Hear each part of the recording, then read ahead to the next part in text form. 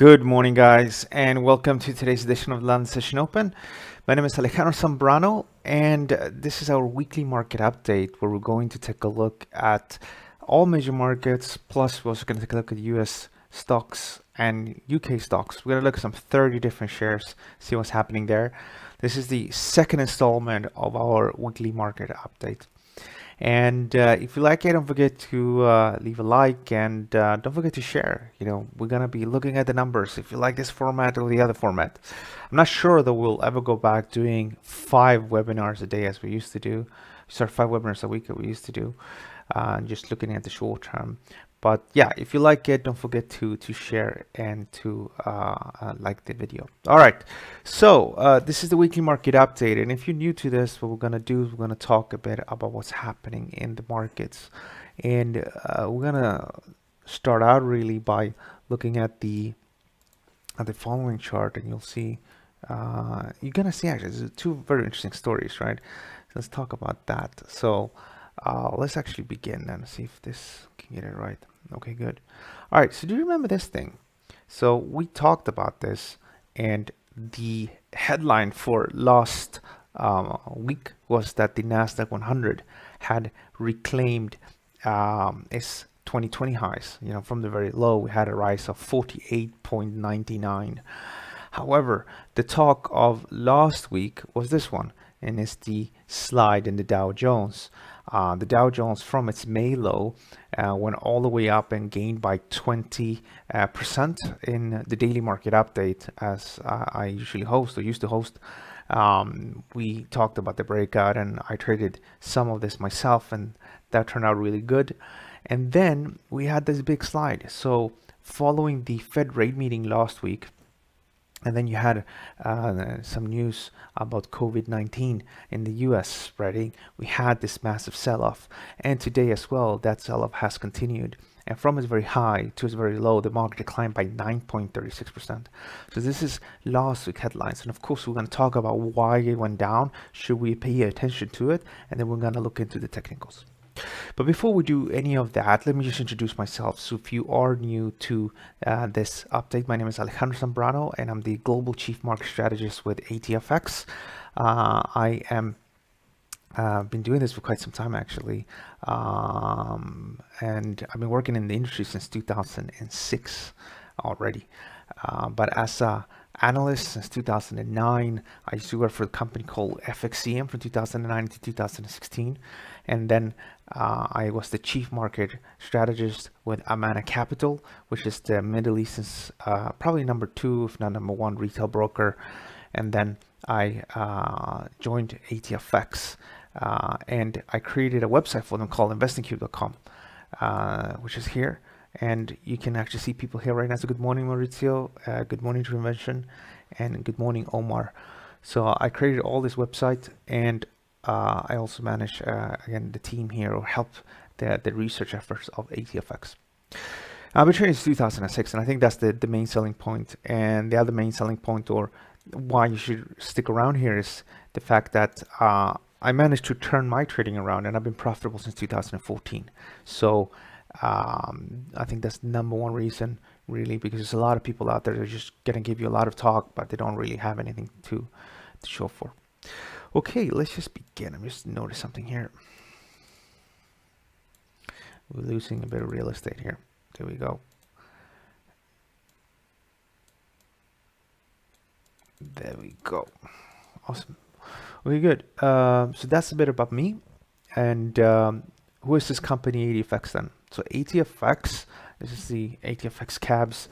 ATFX is a regulated broker. So it's regulated in the UK by the FCA regulator. It's a UK-based company as well, but it is one of many companies that use the brand name ATFX. And there's something called the ATFX Group or ATFX Global. Worldwide, there are like about 400 people strong. Main business or main headquarters is in Hong Kong, and you have a lot of business in China and places like that, but they have offices really across the world. But the UK entity itself, it's a separate entity with its own CEO, its own marketing department. It's everything. It's a totally complete company. It's just that it's using the ATFX brand and tools and so on and so on. Good. All right. So let's talk about the markets. Just need to read this out first. So CFDs are complex instruments and come with high risk of losing money rapidly because of leverage. 67.07% of retail accounts with ATFX lose money. And you should consider whether you understand how CFDs and spread betting works and whether you can afford to take the high risk of losing your money. So the reason because it's high risky is because a lot of people get into this and they don't really know exactly what they're doing. And that's a big thing. So effectively, people don't really get ready for it. They don't really study. They study after the fact, after they got involved. And then you have leverage. That's the ability to take bigger positions that you have on your account. So what could be a small move in the markets, like currency markets move 0.5%, but people trade with high leverage. So what could be a 0.5% move in the underlying market could in the account of the investor easily be 5%. It could probably even be up to higher than that. I mean, technically up to 30 times, right? So you can make it 10%. You can even make it more. And back in the old days, you had like 200 times leverage. Some brokers still offer like 500 times leverage, especially offshore. The problem with that though is that you'll just end up losing money. If anything, the profitability of investors has actually improved since EU brokers had to lower their risk. Okay, good. So we talked about the Dow Jones, how that impacted. So let's talk about what actually happened there then. All right, so the first thing and the big move here that caused people to get out is the Federal Reserve. So what happened here is that they didn't really tell us anything new. We didn't really know. But I think what happened was because they didn't tell us anything new and because the Dow Jones itself had gained, so it did a 21% move, and I think everybody sort of knew eventually here that this was going to come down eventually, and I've been worrying about it as well. The market did come down, and so it did come down initially on that, and it's rather typical that people will wait till after the Fed rate meeting, and it doesn't really matter what they say around the Fed meeting. They're just going to take positions on the back of that after that. It tends to be like that. And we saw some selling, and then you had further decline because of COVID-19. But what did they actually say then? And does it actually matter? It doesn't really matter too much, but let me just explain to you what they think is going to happen with the US economy. All right, so first things first, the US economy is anticipated to contract by 6.5% this year. Next year, though, is anticipated to rise. Why? Because by next year, hopefully, we're going to be reopened in the US. People are going to go back consuming. What else? The unemployment rate was 13.3% in May. That unemployment rate is anticipated to decline to 9.3% by the end of the year. It's still going to be far away from the 3.5% we saw before the crisis. However, though, remember this, those low numbers were super low. It was like ultra low numbers anyway, the 3.5. And the 3.5, I think, was probably induced because now you can be a Uber rider, you can be delivery riders, a lot of contracts like that. So, and there are a lot of jobs like that, and that pushes down pushes down the unemployment rate. But it's not like the jobs we used to see, like 10, 15 years ago, before, actually, I think it's 15 years ago, before the financial crisis. Before the financial crisis, you get a job, you would usually get, you get your monthly pay, and it's not going to be a situation where you have like 0 hours contracts and things like that, where you work day by day. So maybe that number was artificially low anyway, and a lot of people were talking about that. Key point is this though, unemployment rate will go from 13.3 to 9.3 by the end of the year. By end of 2021, so by the end of next year, the unemployment rate is going to reach 6.5%. That's what they think. So they're telling us it's going to take some time, which for me makes perfect sense.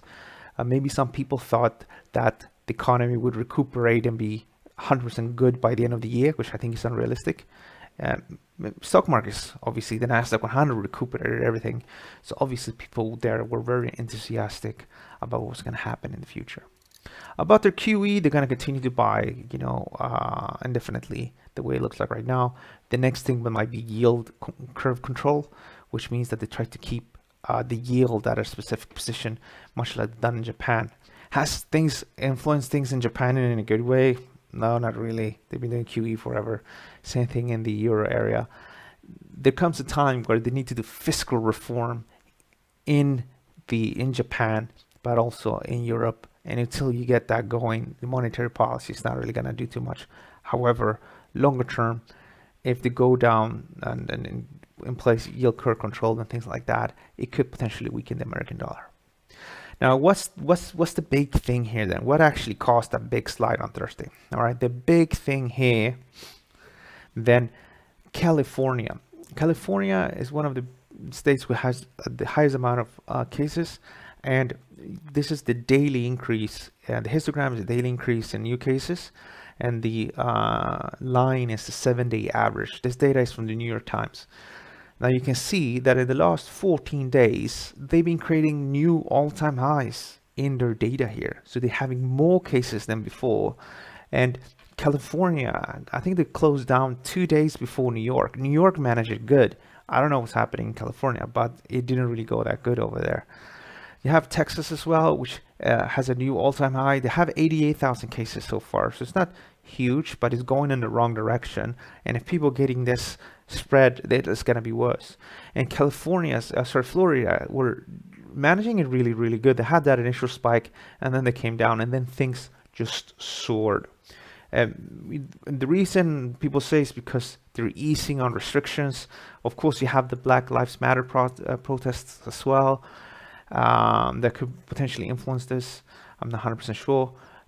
And then potentially, well, most likely the way it looks like right now, President Trump will resume his, will start his re-election campaign, because as you know, in November, we're going to have the presidential election in the US, and on June 19, he's going to be in Tulsa, Oklahoma, and the center where he's going to be at, I don't remember exactly if it was 13,000 or 19,000 people that can fit there seated. So it's a big event, and if they don't put in place any social distancing rules and things like that, there could be a situation again where you have a lot of people meeting in a small space. I mean, it's different when you're indoors and outdoors to begin with, but if you're indoors, that we could potentially see more spread of the virus. Latest news was that was going to go ahead, and we'll see what happens, but the way it's looking is not looking really good. And then you have North Carolina, which has a soar in number of cases. You have Arizona. Look at that. Arizona just going straight up here. All of these have less amount of people, but if the infection rate is high, you know, what's 34,000 today can easily take into 100,000 2, 3, 4 weeks. Really depends on the growth rate. Then you have other places like South Carolina, it's going straight upwards. You have Alabama as well going straight upwards. So it's not looking really good. On an aggregate, this is the US numbers, the aggregate.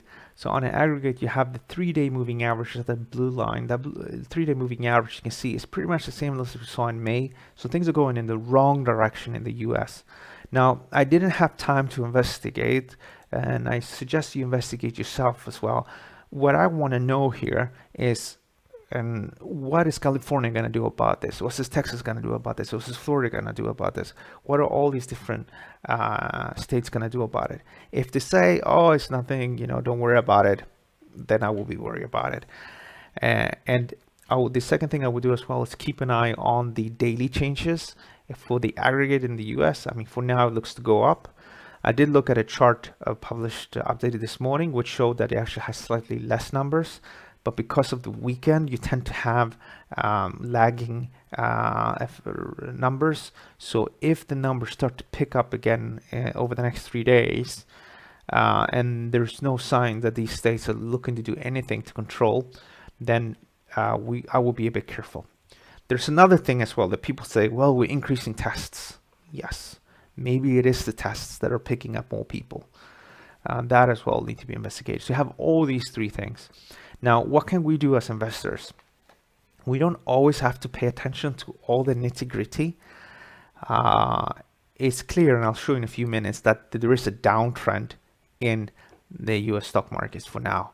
And you can keep an eye on these aggregate numbers, and you can see how these numbers develop versus how these numbers develop versus how the charts are developing, and that we can have a better indication if we should be bullish or bearish. So that's what I would be doing, and I'll show you guys in a minute. The reason for this is that very smart people that go out and do all the investigations, if they're bullish, they're going to be buying. If they're bearish, they're not going to be buying. So it will be visible in the chart. Now, what else happened last week? We had some good stuff, actually. You had Michigan Consumer Confidence Sentiment. That one was published. I talk about this one because it's an indicator for June, and we're still in June. And you can see that overall in the US, consumer sentiment is improving. So it went slightly higher. It was a 78.1 in April. Now it's upwards, which is nice. Things that were not as good, but to some extent predicted, is UK GDP. So UK GDP collapsed massively, declined with 20% in April. And this was lower than the 18.5 anticipated. Now, the 20.4% contraction follows a 5.8% contraction in March. And to give you an idea, from February, the UK economy is 25% smaller. So the UK economy in April is 25% smaller than it was in February. However, though, things are changing. As you know, we are opening up more shops. So in May, we have already opened things up. And now today, more shops are allowed to open. And let me just expand this. And that is something that is good. All right. So the numbers will surely bounce. However, though, it looks like it's going to be difficult, and hopefully it's not going to be. I mean, I graduated in 2009, and I remember during the financial crisis, and I want to get a job in finance. So you can imagine how difficult it was. But even after that, it was a bit difficult overall for the market and for the economy. And between 2008 and 2009, the UK economy contracted by 9% over a period of 1.5 years. Now we collapse with 26%, that's 25%. So you can see how much worse this could potentially be.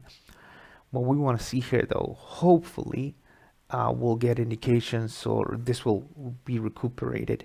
But I suspect there's still going to be some sectors going to be badly hurt. All right. What else? We had some Chinese numbers coming out overnight, and we had Chinese data. Not everything is bad. Like, of course, we had a contraction here of 13.5% in industrial production in China, and then we had an ISO bounce back. And for this time around, people anticipated the numbers to be 5% year-on-year growth. Instead, it was 4% growth. If you think about it, it's 5% year-on-year. So we're 5% higher than we were last year. So we recuperate some of the losses. Obviously, there's always going to be that bits and pieces that are missing. There's other indicators that show you the actual aggregate or the actual number, not the change. But long story short, in some countries where things are under control, they're improving. And Europe is in control right now, and hopefully they can reopen. What else? You got the Bank of Japan rate meeting. It usually doesn't matter too much, but you can keep an eye on it. You have New York State Manufacturing Index that's coming out today. So that's the indicator source from June. And people think it's going to go from -30 from negative 48.5. In New York, I think it's already like 1 or 2 weeks ago, they opened up and it was going to provide jobs to, I think it was maybe 400,000 people or something like that. So they're opening up, so things should improve there as well. We want to keep an eye on this one. Is it going to move the markets too much? It's probably going to move the markets if the numbers are terrible, but yeah, we'll keep an eye on it. In the UK, we have unemployment rate figures. I don't think it's going to influence things too much unless the numbers are really bad. If they're really bad, people are going to say, oh, look, we have all these people under different schemes. We give them 80% of the salary, and still the unemployment rate is deteriorating. So if it's worse than 4.5, say 6, 7 or something like that, then that could be a big issue. We have the German 7 index, and it's an indicator that has a high correlation to German GDP. Now, people think that it will go to 84.4 from 93. So that's worsening. We want to keep an eye on this one. This is the current conditions. There's the expectations. The expectations tell you what people think is going to happen in the future. You want to keep an eye on that as well. The expectations index is for this to improve. But this gives you a little bit of an indication. You know, if we're still lingering around the lows, again, maybe people are getting a bit ahead of themselves in stock markets. What else? Retail sales on Tuesday, it's there. I don't think it's going to matter too much, but it's there. It's definitely going to be talked about on the news. The head of the central bank in the US, Jerome Powell, is going to testify, and he's also going to testify on Friday. However, remember, he had a press conference last week in regards to the Fed rate meeting. So he's not going to tell us something we don't already know, I think. So I think it's going to be a quiet thing. Yeah, UK inflation on Wednesday doesn't really matter too much, but it's there. And then we have the New Zealand GDP numbers. And that is interesting because New Zealand, the New Zealand dollar by itself is always interesting to trade. The other thing as well is that New Zealand is one of those few countries where they didn't have too many cases to begin with. And the few cases they had, all of that has died out. I think they have proclaimed themselves to be virus-free right now. And it's interesting because you want to keep an eye on that, because what could happen is that they will be the only one of the few countries where things are functioning and they can hopefully get themselves organized. And you could potentially see the New Zealand dollar outperform. We already seen the New Zealand dollar actually gain versus the Aussie dollar. So that is quite interesting to keep an eye on that, and that's coming out. So on Thursday, you have Aussie employment figures. The Aussie employment figures are always interesting to trade. The Aussie dollar in general is really interesting to trade and good to trade, I think. So you want to keep an eye on that. Philadelphia Fed manufacturing survey, and then you have Bank of England on Thursday. So what's the plan? What's the deal with the Bank of England? 100 billion boost to the QE. So they have this QE program, much like the EU, and they're burning that money easily. And they're going to run out, I think some people say by October or so, they want to run out of money. So they need to have a boost in this. People thought they were going to boost already. Just up until recently, they thought they were going to boost. Now maybe we'll have that boost. Now, how is people going to react on this? Most of the time when you have a boost to your number, so boost to your QE, you will see your currency decline. That's rather common. However, remember the ECB added a boost. Instead of adding 500 billion euros, they added 600 billion euros. What happened with the euro then? Well, the euro gained. Why was it that? Because I think it lowered the risk premium in the EU. So it lowered the risk premium. So they said, okay, these guys are going ahead here. They're putting more money into this because they want to stay ahead of the curve. They don't want to be adding a bit more next month or so and so on. They want to stay ahead of things. And that helped the euro. And it helps stock markets as well.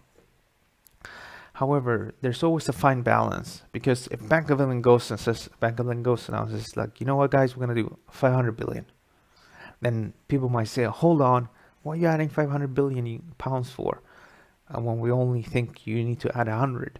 If it's too much, it could be a situation. It's just like, all right, why are you adding all that money? Do you know something we don't know? And then people sell the pound. The other thing as well you want to keep an eye on is the outlook of having negative interest rates. Negative interest rates will be really damaging for UK banks. And some of the members from the Bank of England have said that it will be damaging for the banks. And they're looking at the benefits, all the any benefits to it, because you have Bank of Japan that's done it for a long, long time. And then you have the EU as well that has done it for a long, long time. And the question is here, is it going to help the UK or not? If they go to that club of negative interest rates, it could surely weaken the pound. So this is something you want to keep an eye on as well. All right, a bit of bonus charts as well. This is quite interesting. It's from Deutsche Bank. Some of the stuff I found floating around online on Twitter. US share of zombie firms. You know, there's pretty much around 20% almost. And this, I think, is just around here, around 2020.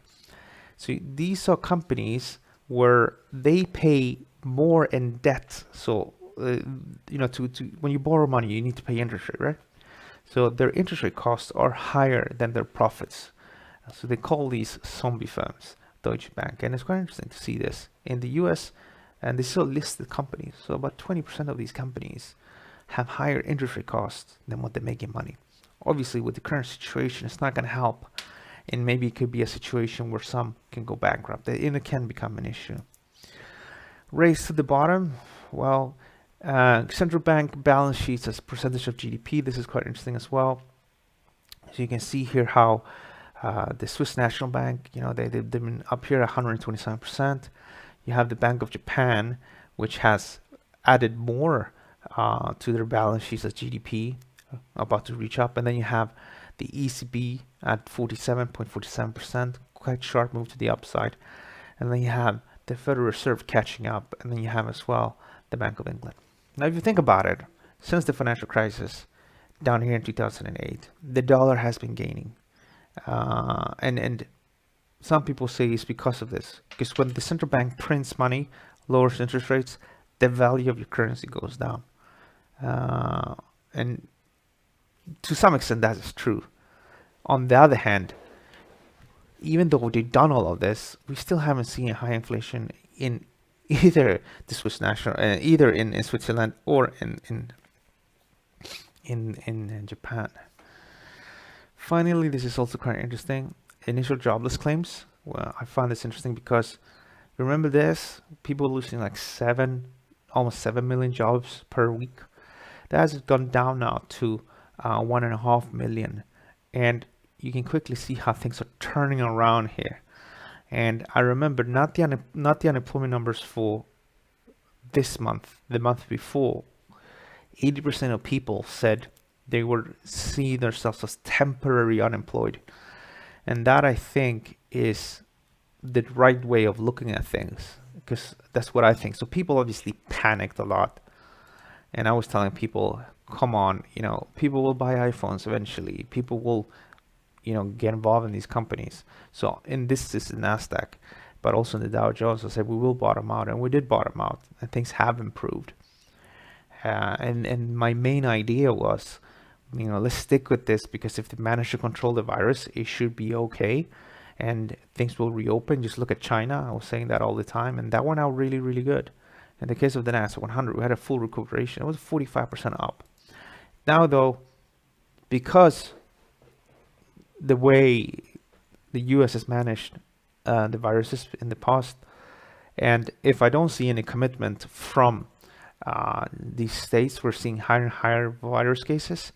I am a little bit afraid that we might have set a high here in the Dow, and that we might come down lower, because that's probably will happen if we have more problems. Hopefully, though, and I need to investigate. I want to see what's going to happen in places like California and Arizona, and hopefully they have learned. So maybe they will react quicker, but they need to react.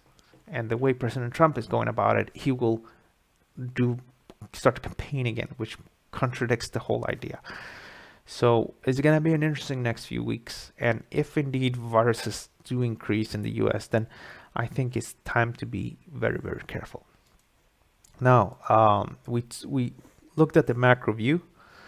What we're going to do now is we're going to take a look at major currencies, indices, gold, crude oil, and cryptocurrencies. But we're going to start out with the Dow Jones. All right, so this is the Dow Jones. And we had that sharp rise as we talked about. And we started to see some stabilization here. My original idea was to buy down here. I even bought myself a bit here on around 25,500, and then traded that a little bit to the upside and grabbed a bit of profit last week. Now we are, from a purely technical perspective, and we corrected 61.8% of the move from here to the high. So this is also the original breakup point. This could be and should potentially be an interesting level to buy. If you look at the RSI as well, we're at the bottoms. If you look at the daily chart, we're pretty much at the slightly below the 50 level. So if we're gonna bounce, it should be from here. It's just I want to see what's gonna happen with the virus cases. Now there's another interpretation, which I'm going to go for this time around. So you have the big picture uptrend, and if you sort of long-term investor, I mean, this is probably a good idea to keep an eye on, as long as things do not deteriorate with the virus cases over the next 3 days, because you have that big picture uptrend, and realistically we'll have a higher high here. However, in the very short term, we're creating lower and lower highs, okay? So you have that high here, and I am waiting. I'm going to give this another day or two to see what happens with the data in the US. That 25,981 level, below that level, the market might go up and then it can come down crashing again. All right. So I'm going to wait for that one. When that is taken out and we don't see any of the data deteriorating, then that will be a good sign.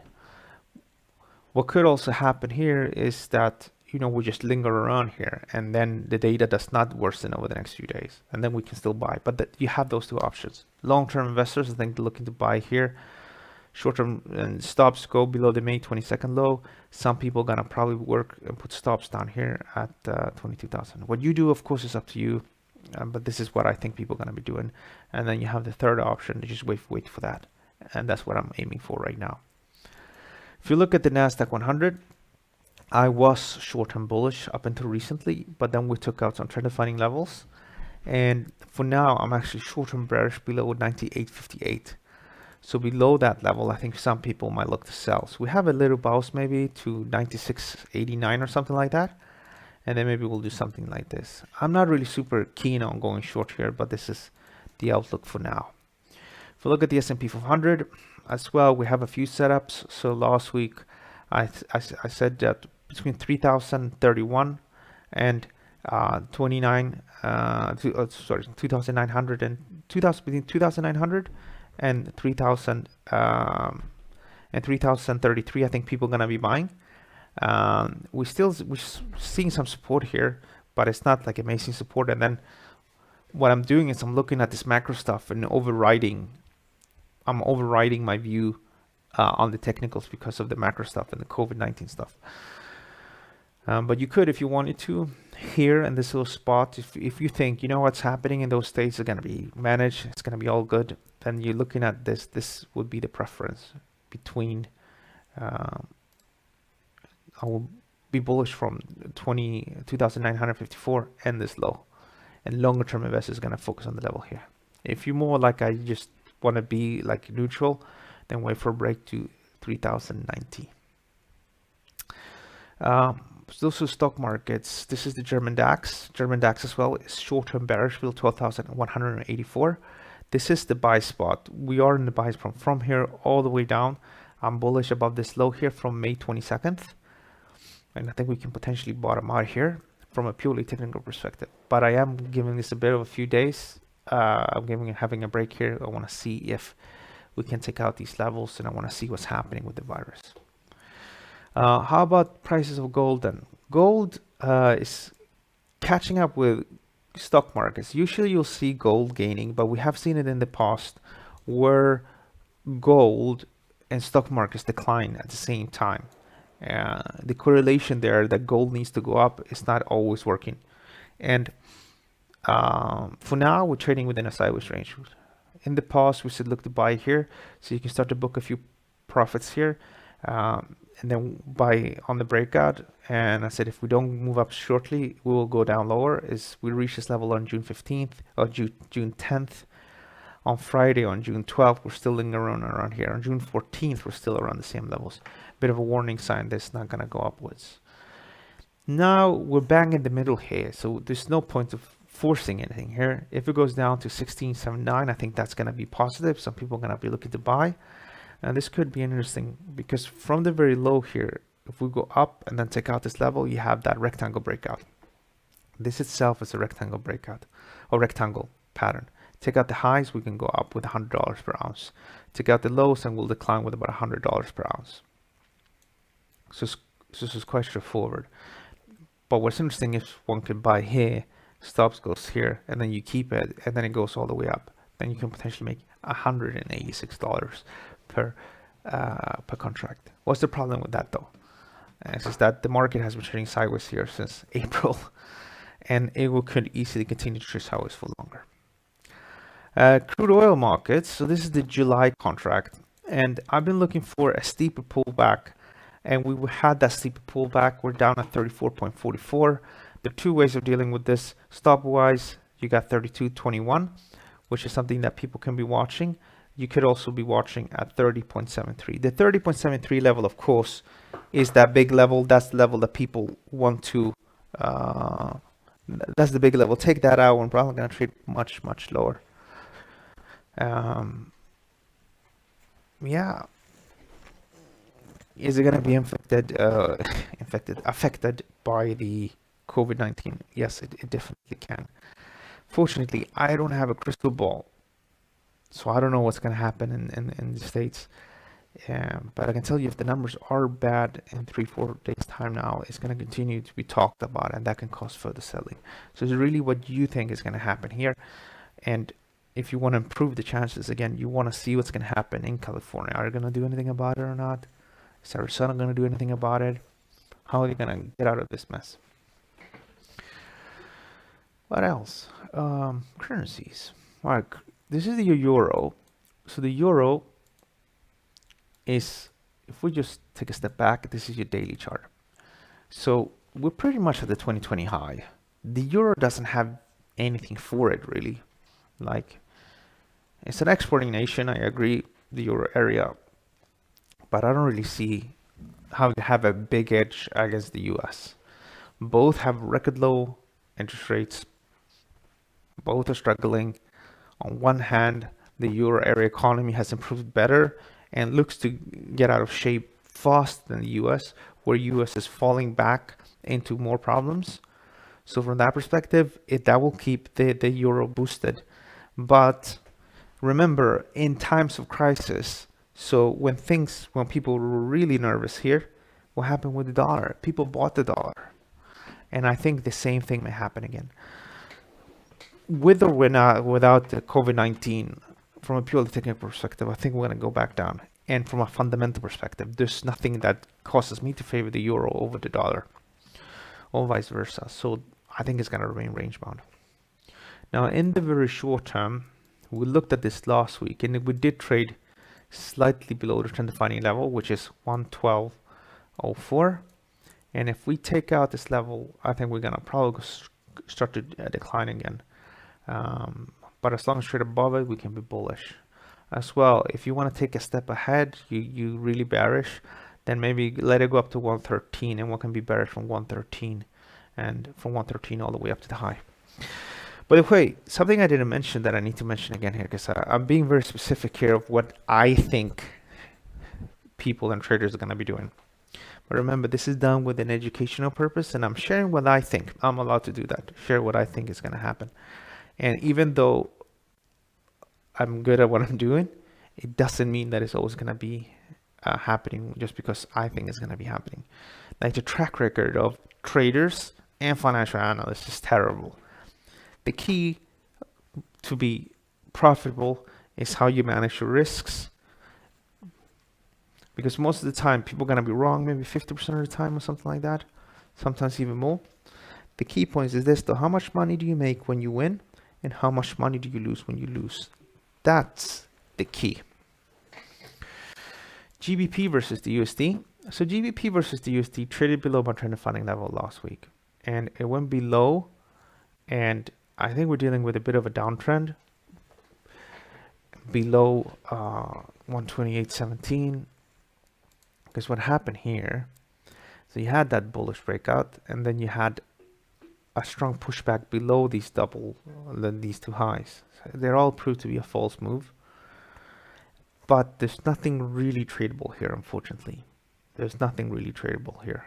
I would not dedicate any effort to the pound the way it looks right now. You have resistance at 126.58 and 128.17. Might go up and probably go a bit lower, but I wouldn't dedicate any energy to this one. All right, here is the dollar versus the Japanese yen. And the dollar versus the Japanese yen should trade lower if stock markets continue to be bearish. But what's happening now is that we're stuck within these levels. And I said last week I want to be bullish around these lows, and I'm going to continue to be bullish around these lows. because of the dollar could gain. And we might go up to 108, 109. Aussie dollar versus the USD. This one turned bearish. I've been bullish for most of the move to the upside, but up here the price should be below my trend defining level. And I said we're probably going to trade lower. So if you look here at the 4-hour chart, you had support here and then another level here. We took this level out, which was 68.78, and went down and then went up and then it went down again. If it goes up to 68.64, 68.64, I think people are going to sell. They're going to sell all the way up here, and I think people are going to have stops on the other side. Same thing with the New Zealand dollar versus the USD. The trend is bearish below these two levels, which is 65.84. And I think if it swings back up, I think people are going to be selling and they're going to attack the low. If things really deteriorate in the US, as you can see, all these risk-on trades risk to give back their gains. Dollar CAD, this bottomed out here last week and moved upwards. It might continue to go upwards because crude oil is a little bit soft. Fortunately, there's no real good technical pattern here. It's just a correction where the market went down quickly and then up quickly. I was hoping for a pullback, so break and then down and up again, but it just went straight up. Okay, so those are the main markets. The only thing we didn't cover was cryptos. All right, I had some big hopes for Bitcoin. So we're within this ascending triangle to some extent. And I was hoping for this to go up like that, and then we'll take out the high. Unfortunately, though, it did not do that. It just went lower in line with stock markets. And the way this looks more now, like this is going to be an intermediate high, and it looks like maybe we'll go down to 7,000 again. I don't like to trade against Bitcoin. But yeah, it looks like we can soon start to trade lower. So you have that line there, and you have this low here. I think a good sign this is going to start to trade much lower is the break to 8,671. Again, I'm not a big fan of trading against these markets because what happens here is that sometimes they just go crazy. I mean, they will just go up with 20-30%. So you can easily get wiped out on being short. I always just try to be long this market. I never trade against it. But if we trade below 8,671, I think we're going to start to trade much lower. So what's the game plan here? Same like last week. Look to buy on a break. I don't know if you're really bearish. Maybe on a break to 86.71, one can be bearish. Maybe trade it down to 7,000, maybe down to 6,000. Ethereum was within this. It's actually within this massive descending triangle, and we're getting rejected here. And this is a massive pattern. If we trade below 80, we can go down to $21 per coin. And in the short term, we're back at the original breakout levels. We had a little pattern here that reached the target. And if you look at it from sort of this perspective, we're back at support. There's nothing really here like a super interesting pattern to trade. Bitcoin Cash, on the other hand, was interesting. And this is an ascending triangle. So you had to break to 281. That would probably take you there because it's an ascending triangle. But we didn't take out this level. Stock markets came down crashing, and cryptos joined in. Okay, we covered the main markets and the weekly outlook, and let's see here if we can answer a few questions. Yes, this is definitely a bit longer than usual here, but you can come back. This is obviously going to be available online, so you can just come back, Omar. And what we're gonna do, you can check it like this, like on the ATFX YouTube channel. See if I can show you this. This is from last week. And what I'll do over the next few hours, I'm going to add this little table here. Then you can just click and you can just go wherever you want to check out.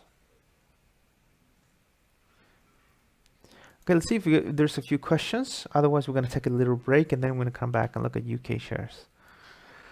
Okay, all right. What's the justification for the euro dollar to climb?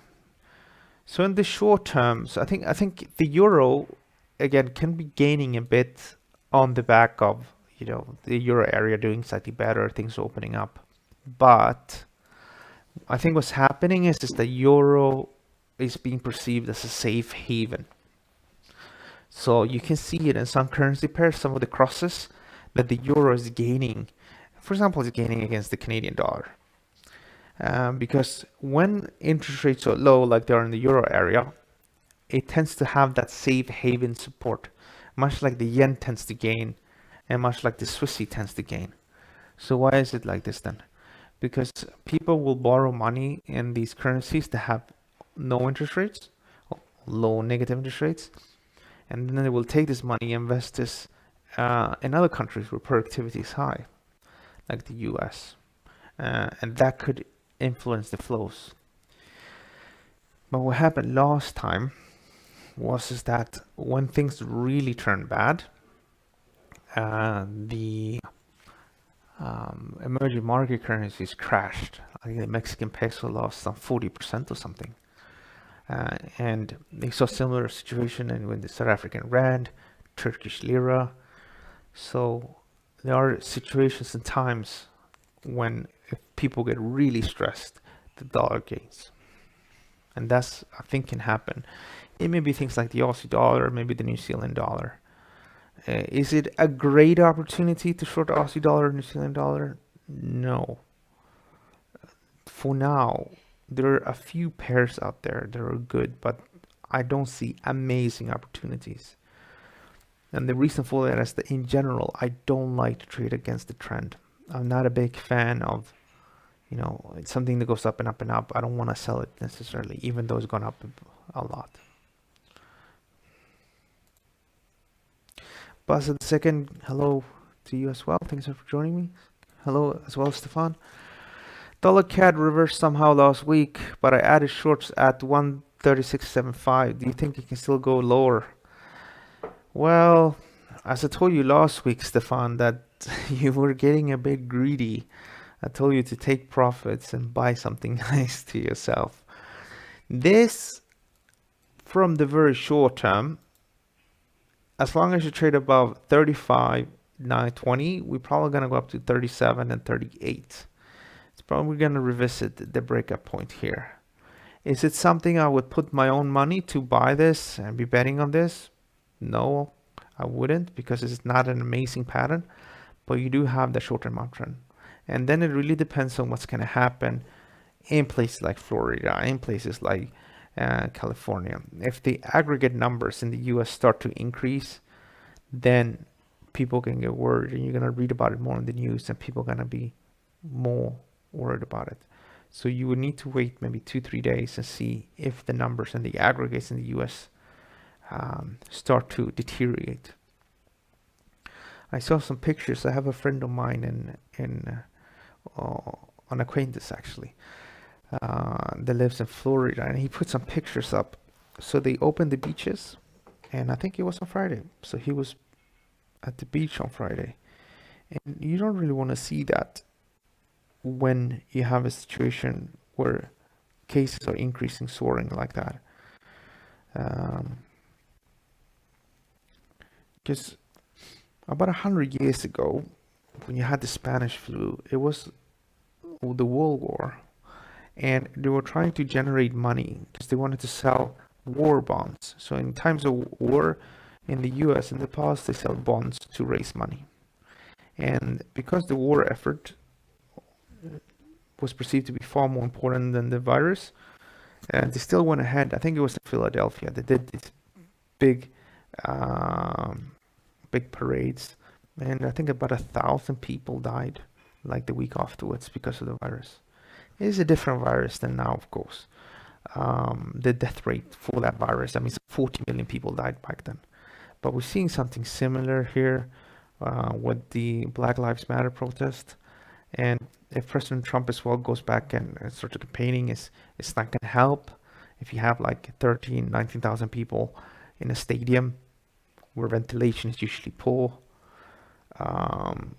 So things are not going in the right direction. And unfortunately, the way I look at it, you know, in the US, they're trying to balance more the opening of the economy and restrictions. And they, as an aggregate, they have best been less restrictive than than in Europe, where in Europe they said, no, you can't go out, you should stay home. And that I think is haunting them a bit now.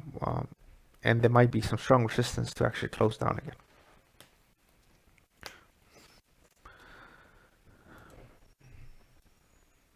So dollar CAD ultimately I think is going to go upwards. I think it's going to go up a bit more. Just, would I trade it? Would I go long? No. But you can do something like this. So you have EURUSD. Now EURUSD, it has a bit of a pattern. It's not an amazing pattern.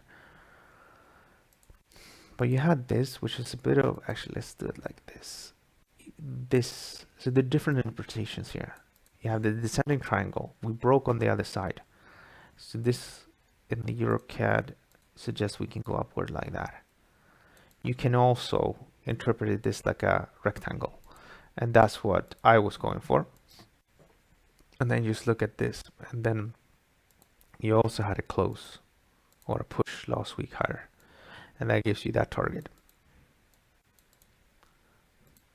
So you have a few targets up here. So how can we trade this one? Well, you probably want to see a close on the other side here, because last week we had an attempt to trade higher. So we had this close here. I didn't trade it last week because if I would have bought the breakout here, I would put the stop loss down here somewhere, which would have been reward ratio would not have been good. But like now, if we take out, have a close up here, or maybe tomorrow take out Friday's high, then suddenly stops can go to here somewhere potentially. Alternatively, we'll close good here. We come back a little bit tomorrow and buy a dip here and stop goes here. And then you have an even better reward ratio. And then we take out this high and then we go upwards.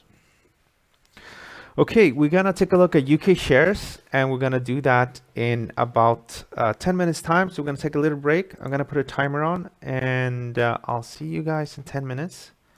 And we're gonna take a look at some UK shares and US shares, but UK specifically. All right. So here's the timer. There we go. And I'll see you guys soon.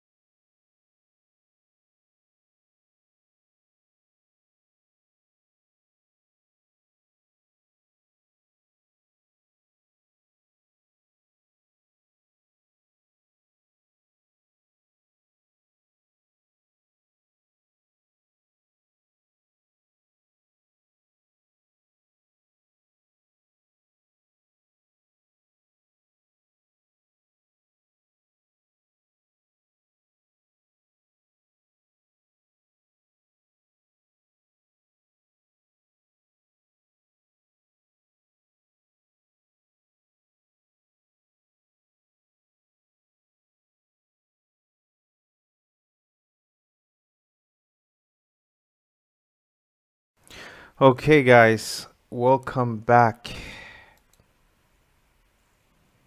Okay, good. Welcome back, guys. So we're going to take a look at some UK and US shares right now. We're gonna take a look at things like Apple, Tesla, BT, Tesco, BP, Amazon, Barclays, RBS, RMG, Vodafone, CNA. There's quite a few of them we're gonna take a look at. They're not great opportunities in all of them, I have to tell you though.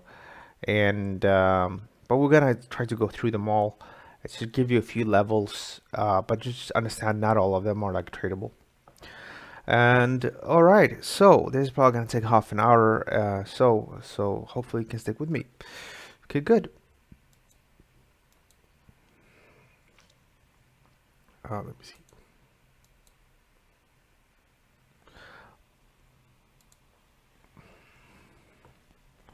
Okay, good. Let me just check something here.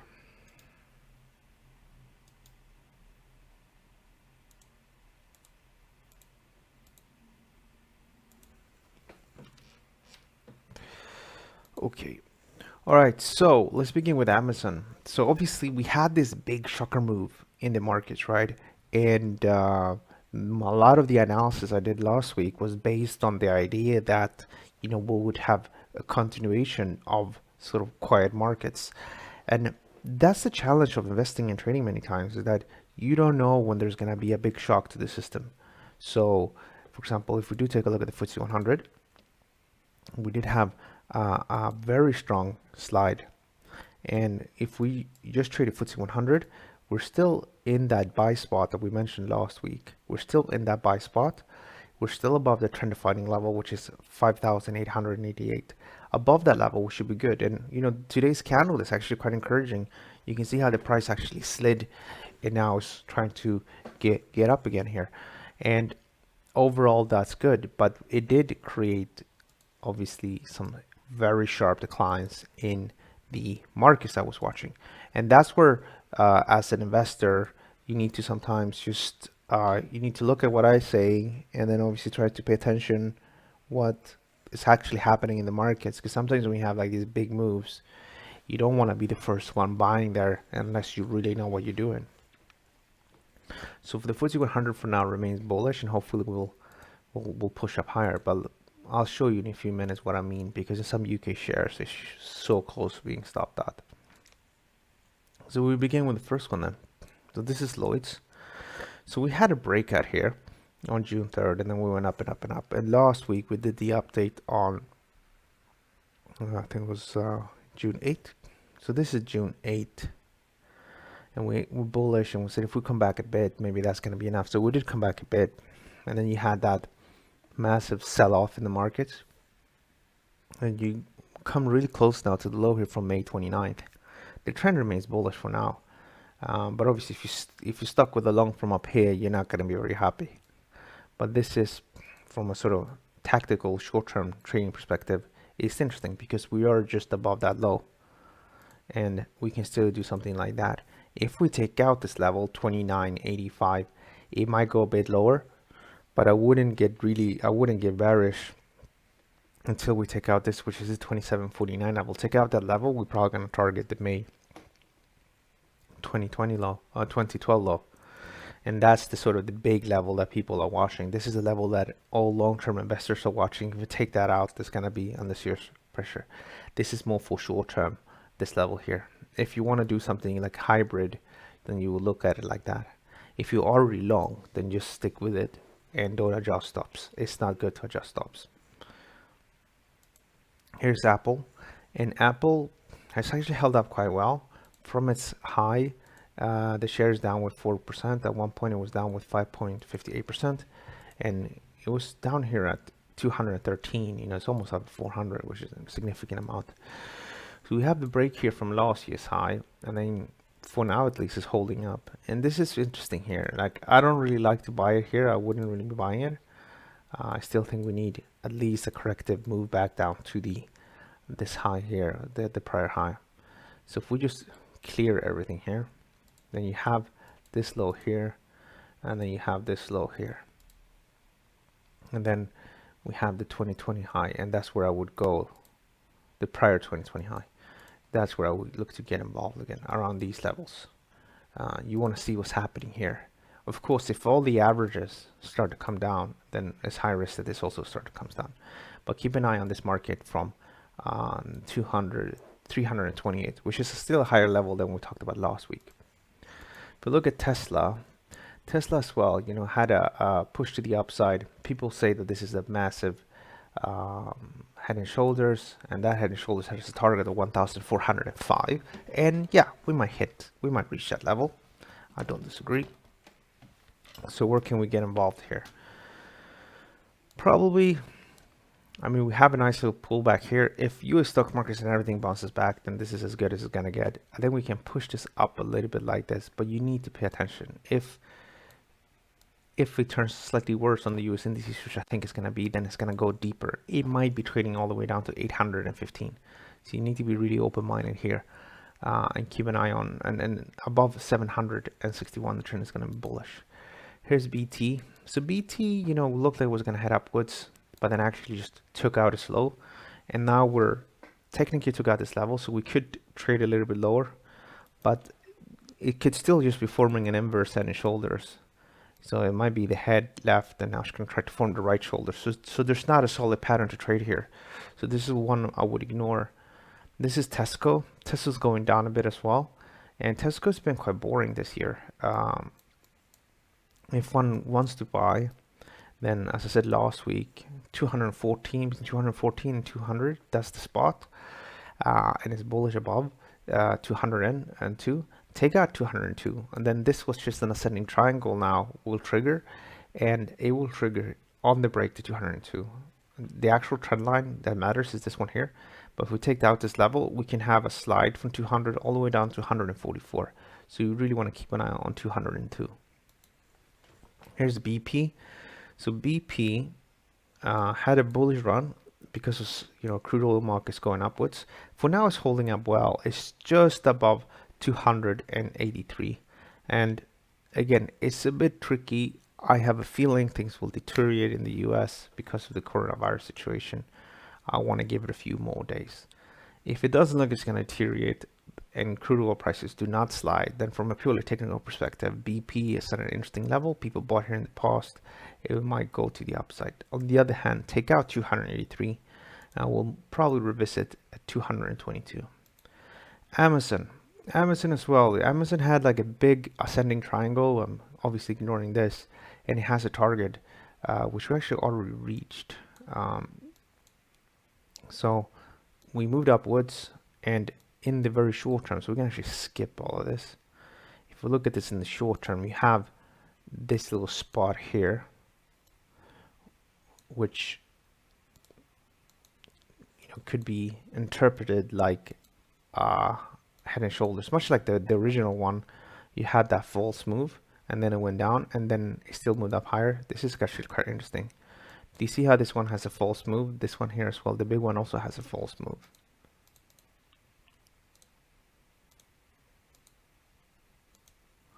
False move, but ultimately higher. So what happens here is someone put my gun to my head and said, you need to buy Amazon. Then I would say probably look at 2,452. The trend remains bullish for now, and it will continue to remain bullish as long as it's about 2,226. Take this level out though, we're probably going to go back lower again. Here's Barclays. Barclays again, they sort of got massive, this is the ascending triangle. Now the ascending triangle triggered, and went deep into the buy spot. In fact, we traded below the buy spot, but we didn't trade below the trend of funding level. I had this as my trend of funding level. If we trade much lower than that, it's going to be bad. Now, looking at this today and looking at this and sort of had good, nice weeks, good weekends of rest, and you're looking at the markets and you try to add everything together, people that are not in the market, they will probably say, well, we're too close to the price action here. They will probably focus on 100. So the 100 level is what's interesting. However, if one already bought up here and the original stop loss is at 106.97, then it's better to stick with that one. Because if we keep on pushing stop loss orders eventually what's going to happen is that we're going to get stopped out. We're going to lose too much of our money. And it's always better to, if you have an original plan, you stick with that one. Here's RBS. So RBS had when a nice beautiful rectangle, by the way, very nice and beautiful rectangle. And I would have bought this one on the pullback. If this were happening, and I would have bought it here. Why? Because it is a beautiful pattern, and most of the time when you have a retest, you go upwards. For now, we do remain above that trend defining level, but we're ridiculously close to that level, so we could easily be stopped out. So you have that option, and you have the less aggressive option, which is even better, and you just do work with stops here at 100. That's what I think is going to happen. I think that's what people are doing right now. Doesn't mean that it has to happen. Royal Mail has a bit of a bullish uptrend above 155, and it can continue to trade upwards, maybe to 200, maybe 220. In the big picture, though, it is bearish, and if we do take out 155, it might be the beginning of a retest and a slide to the 2020 low. So if we take out this level, we'll probably go down to 122 again. Here's Vodafone. Vodafone as well. You know, it's in a downtrend here, and the market was moving upwards and slid quite strongly. And this sure looks to me like now like a reversal. They did have, of course, dividends, and that's what triggered that move. But the looks of it, from a purely technical perspective,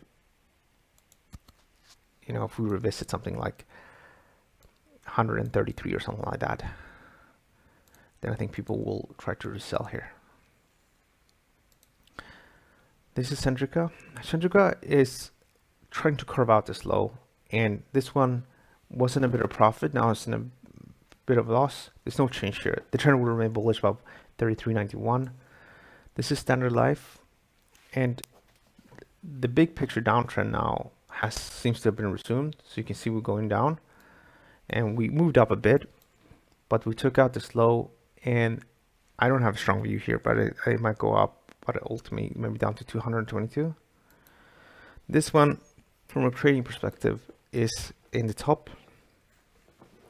It's in the top 5 because we have a beautiful rectangle pattern. We did try to break lower, didn't really work. If we trade below 39.84, then that's gonna be the breakout you're looking for. Take that level out, then the trend will remain bearish below 41.05. Risk to gold ratio here is not bad either. This is Premier Oil. Premier Oil had that ascending triangle. We went down and we bounced. We didn't come low enough. It really depends on your outlook for crude.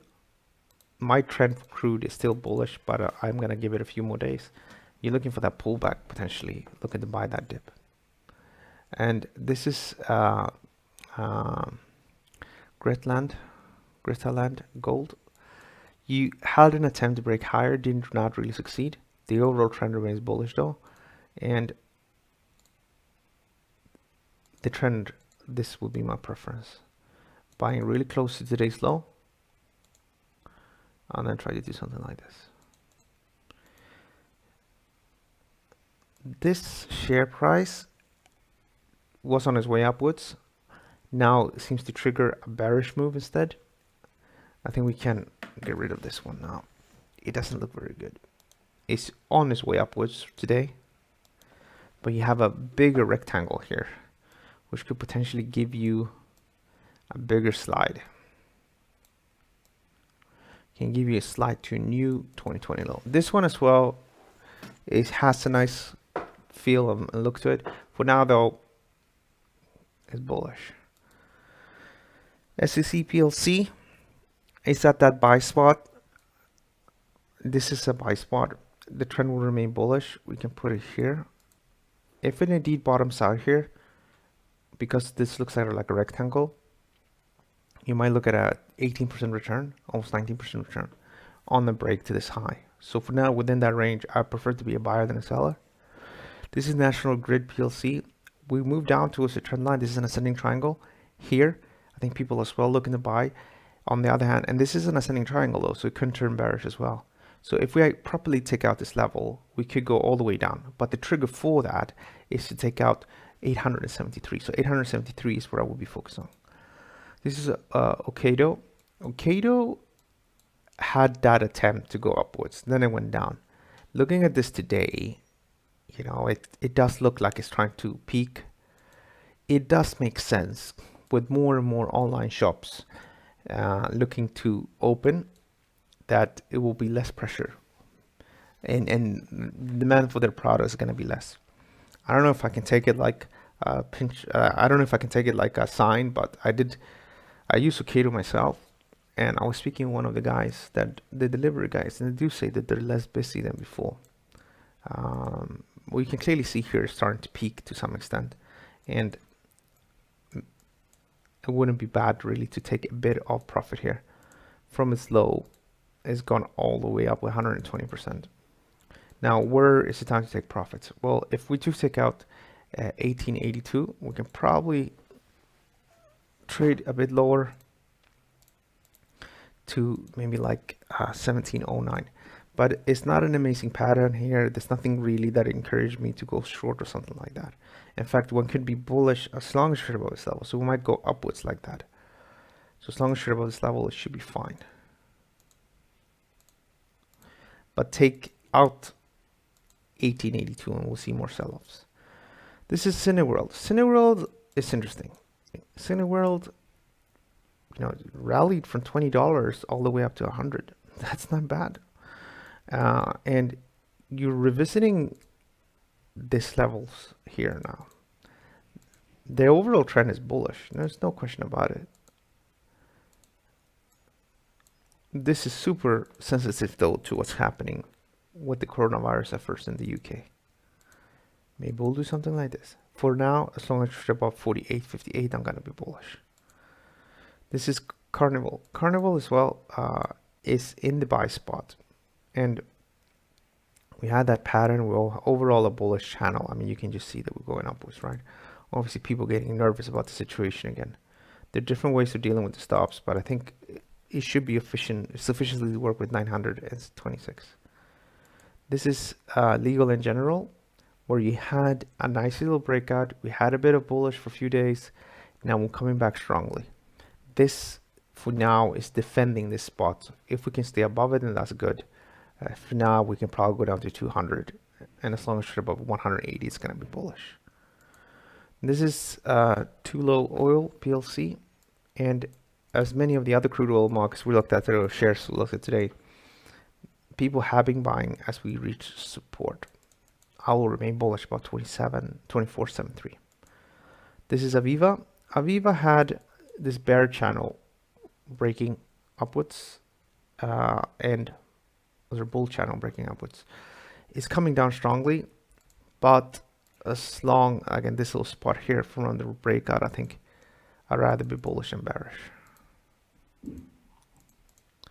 Then you have a Royal Dutch Shell, which is super close to support.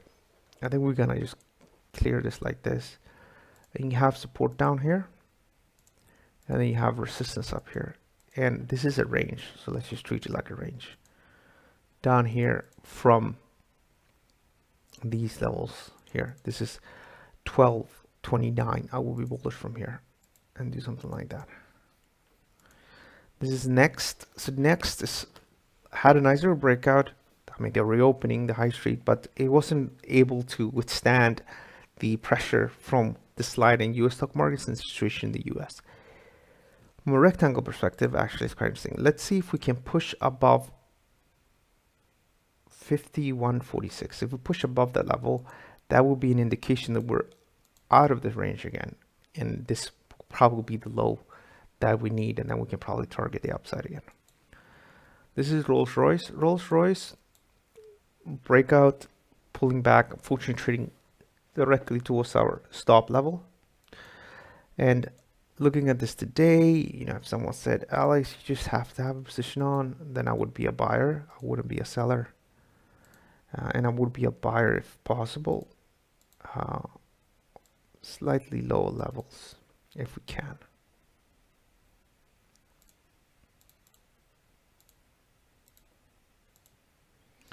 is Boohoo. Boohoo's coming back to support. If we go down to 340, then that would be interesting. Here, we're dealing with the overall downtrend. Down, up, take out 2684 will confirm the downtrend. It will probably push lower again. Glencore, nice beautiful little breakout, is retesting, coming very, very close to the breakout point. From the breakout point to slightly lower, this little spot here between 158 and ideally 140, you should be fine. But if you don't want to be too close to the action, look at 130. And then Taylor Wimpey.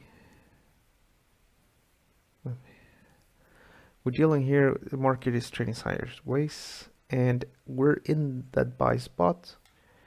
Looking at this today, if possible, let's see if we can trade slightly lower before looking to get busy. And I think that's it. Let's see if you guys have any questions. We just started to take a look at shares. This is the second time I do this presentation, so not sure if there's too many of you guys here. No, there's not too many of you guys left here. All right, so we're gonna wrap things up, and I'm sure you're probably watching the recording or so. If you do have any questions, let me know, and I do hope to see you guys next week. We offer, of course, more educational content if you are interested in that. So let's see if I can show you. So I do offer a premium course. It's called the Forex course, and it is tailored against Forex. But the strategies I work with there were good on indices, commodities, and Forex and cryptos. Had a really good 2018 with the system. Like majority of all my income that year was from indices. 2019 was a losing year for me. The year in 2017, I think it was 100% return. So the systems I'm using here do work for me, and might not work for you. But if you have no system, you have missing that bits and pieces of information that you think you need to get to the next step, then this is something we offer. And it is free. You just need to have an account with the broker ATFX. And it's quite straightforward. Just reach out to me. You can also just go to Investing Cube. So on Investing Cube, under Learn to Trade, you can find the link to the course. If you put your details there, then someone will reach out to you. You will also receive emails, so you can get going without anyone calling you. What happens is that when you become a client of ATFX, you will see the courses in the member or client area. The only thing that doesn't trigger automatically is the coaching, so you will need to reach out to me because we do offer 2 hours of coaching as well. So if you already have a system, you just need a bit of tweaking, then we can take that up on the coaching sessions as well. Okay guys, we're gonna wrap things up. I want to thank you so much for joining me, and we're doing this as a test, as I said before. So we're testing and see if you like the new format or you prefer the other one, the more short term. You can most welcome to leave a comment there underneath. That will give you a big hint. So we started this test last week, and we're doing it here as well. So we're gonna see what's gonna happen. If you do like it, then that would be great. That we'll continue. If you don't like it, if you like the more shorter term updates that we do every day, then just let me know, and we might be able to revert back to those as well. Okay, have a great day, and I'll see you guys soon. Thank you, and bye-bye.